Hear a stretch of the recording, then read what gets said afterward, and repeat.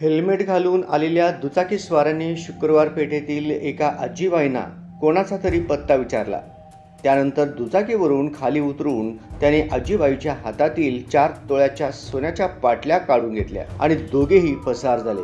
दमानी नगरातही 60 वर्षीय आजीबाईंचे दागिने त्याच दुचाकीस्वारांनी हिसकावून नेले आहेत। दोन्ही घटना रविवारी दिनांक 26 रोजी सकाळी 8:30च्या सुमारास घडल्या आहेत। शुक्रवार पेठेतील आजोबा गणपती समोरील परिसरात किरण विजयकुमार वनारोटे वय 78 या घरासमोरील पायऱ्यावर एकट्याच बसल्या होत्या। पुढे जाऊन त्याने दुचाकी वळवली आणि आजीबाईंजवळ थांबवली। सुरुवातीला दुचाकीवर बसूनच तो दुचाकीस्वार आजीला काहीतरी विचारत होता।